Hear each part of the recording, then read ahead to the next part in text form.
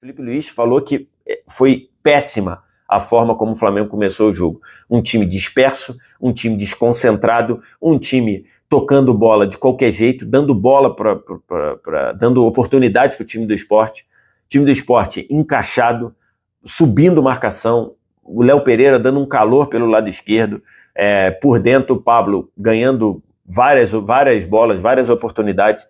Então, assim, uma partida, um começo muito ruim, o Sport fez 1-0 e teve outras oportunidades. O que o Léo Pereira, não o do Flamengo, o Léo Pereira, atacante de lado do Sport pelo lado esquerdo, o que ele teve de oportunidade para cima do Emerson Royal, e aí era um jogo muito complicado, até que o jogador do Sport, o Marcos Lacerda, é expulso numa total falta de senso, ao ser, ele já tinha tomado cartão amarelo, ao ser batido pelo Ayrton Lucas na corrida, ele entra dando um carrinho de pé esticado, o Ayrton Lucas toca na bola, depois do Ayrton Lucas tocar na bola, o próprio Marcos Lacerda trisca nela e pega o pé do Ayrton Lucas, uma falta completamente desnecessária, e uma falta completamente inconsequente para quem já tem cartão amarelo, e foi expulso justamente.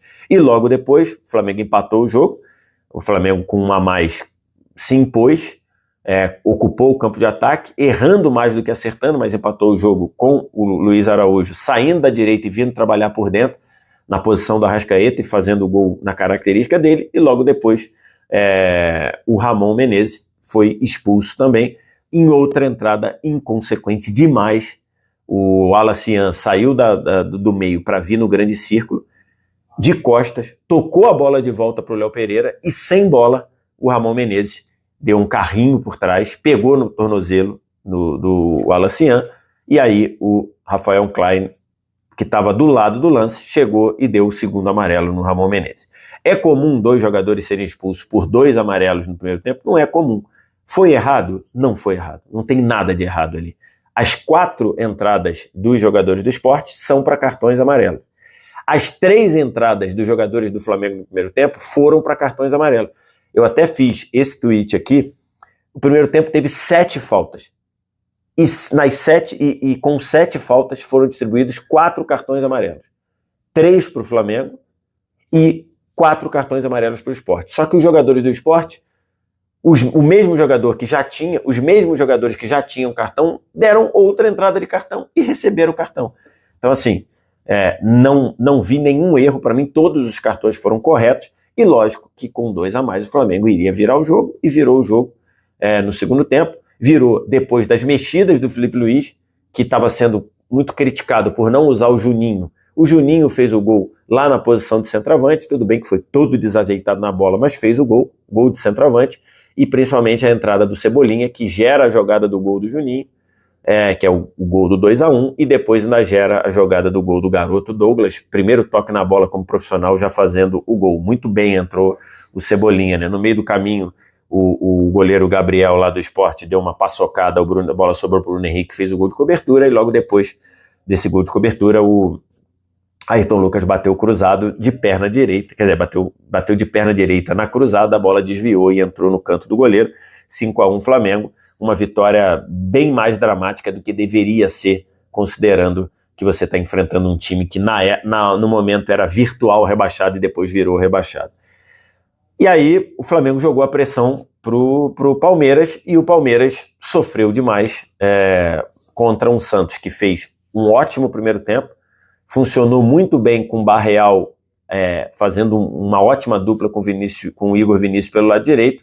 O Neymar não fez um grande jogo tecnicamente, mas mostrou uma postura bem diferente, uma postura de quem ajudou para o time, e ainda numa outra bola isolada ele deu um toque de qualidade muito grande ali, e o Santos foi bem melhor que o Palmeiras no primeiro tempo, mas não fez gol.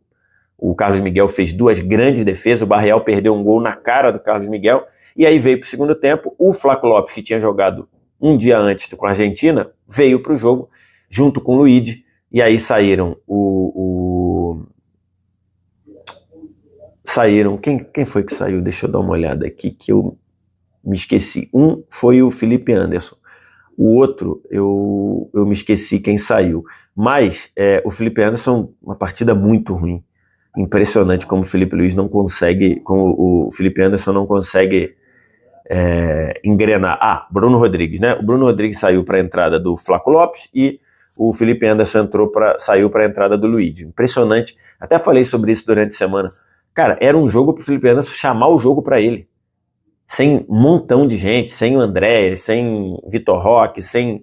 A gente imaginava que não ia ter. Sem, no primeiro tempo não teve Flaco Lopes, sem vários jogadores importantes. E o Felipe Anderson, parece que está assistindo o jogo dentro do campo.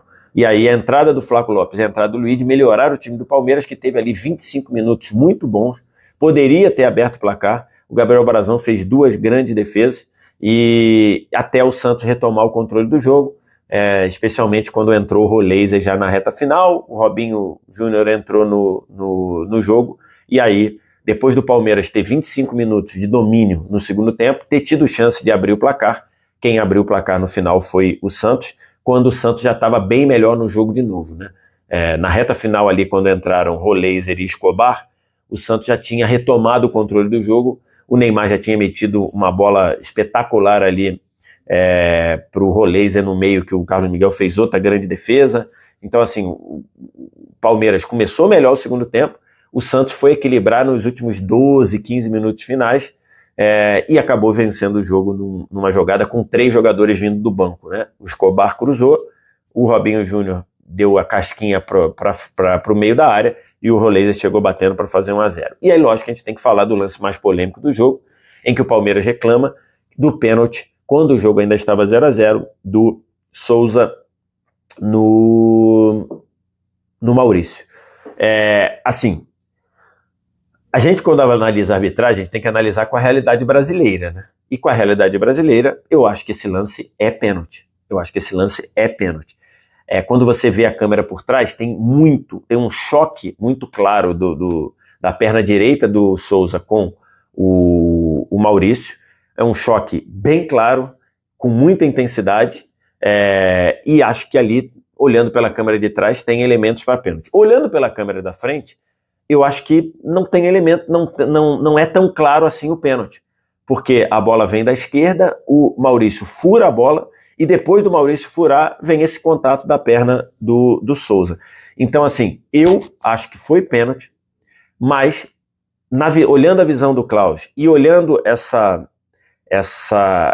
diferença de percepção, quando você vê a câmera por trás e quando você vê a câmera pela frente, eu acho que acabou que o VAR decidiu não chamar.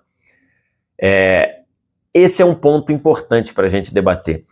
Esse tipo de lance, pelo menos na maior parte do campeonato, houve chamada de VAR. E nesse daí o VAR decidiu não chamar, decidiu prevalecer a interpretação do Klaus, que a bola, o Maurício tinha furado, e depois dele furar, olhando pela câmera, olhando pela visão do Klaus, que é muito mais a câmera de frente do que a de costas, lógico, fica com a sensação de que a bola passou do Maurício e depois que tem o contato, o Maurício dá uma forçada. Essa foi a visão do Klaus. Então, o VAR preferiu acompanhar. Acho que o Palmeiras tem motivo para reclamar. Não acho que seja um pênalti assim, que é escandaloso, não dá. Dizer assim, não tem dúvida de que isso é pênalti. Acho que é um lance muito interpretativo. Eu acho que foi pênalti. A minha percepção é de que foi pênalti, porque esse tipo de lance com essa intensidade é marcada no Brasil, mas o VAR acabou não se metendo. Esse é um ponto. Por que o VAR não se meteu, né? Houve essa mudança de protocolo, não de protocolo, mas houve essa mudança de sensibilidade na chamada do VAR. É assim que está funcionando? Isso foi comunicado aos clubes? Isso foi orientado aos árbitros? Mas no fim, o Palmeiras reclama do pênalti e eu acho que é um lance que é pênalti. No fim das contas, Santos 1, Palmeiras 0, uma vitória importantíssima para o Santos na briga contra o rebaixamento, Flamengo 5, Sport 1. E aí o Flamengo retoma a liderança do campeonato, faltando 5 rodadas, e de fato não dá para fazer muita previsão.